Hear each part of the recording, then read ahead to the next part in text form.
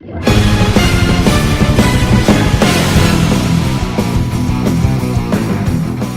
guys, and this is the patch 7.1 Death Knight profile update.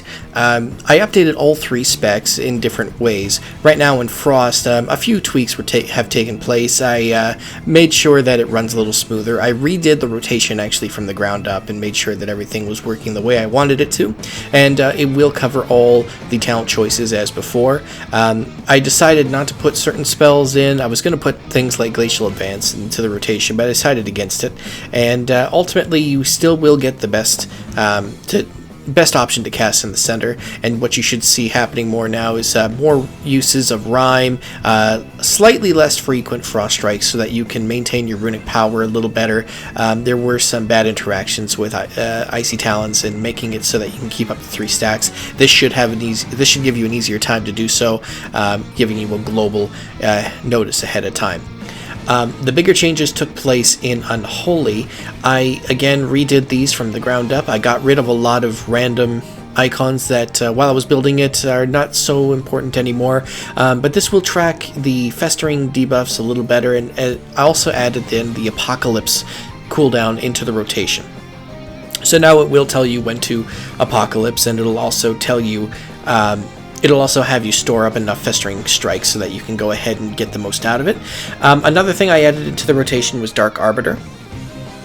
As you'll see later, right now in the Soul Reaper spec, it works the way it did before. It'll tell you to Soul Reaper when you have enough runes so that you can get a good number of Scourge Strikes out and get that haste boost, and the rest of the rotation will follow suit. It'll have you use abilities as needed, and yeah, you should find that this one generates or maintains a higher level of runic power while not making use of runes more effectively than it did before. There were a few issues before where it would run out of resources and you'd be standing there for long periods of time doing nothing. That should happen less often now. It will still happen occasionally, that's just how the class is, but it should be better managed. And like I said, I did add Dark Arbiter into the rotation, so if you go ahead and pop that in, you will see that once you reach certain conditions, it will have you pop it. Right now it's looking for specific amounts of runic power. When you have anywhere above 80, it'll have you use it so that you can get a few death coils off right away. Other than that, Death Coil has a few extra conditions so that it will have you use it a little bit more freely, whereas you were saving it up for long periods of time before. Now it'll have a bit more leniency as to how you can use it. And like I said, Apocalypse is in the rotation. It will track Festering Strikes and things. You will see that pop up if you have the weapon equipped.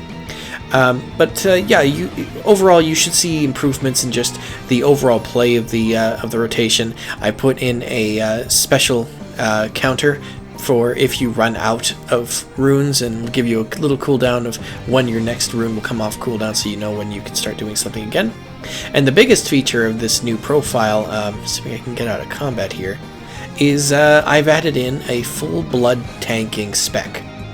Now, like the Paladin and all the other tanks in the game, it's cooldown based, so you'll see all your important cooldowns shown here, including the artifact ability if you have it.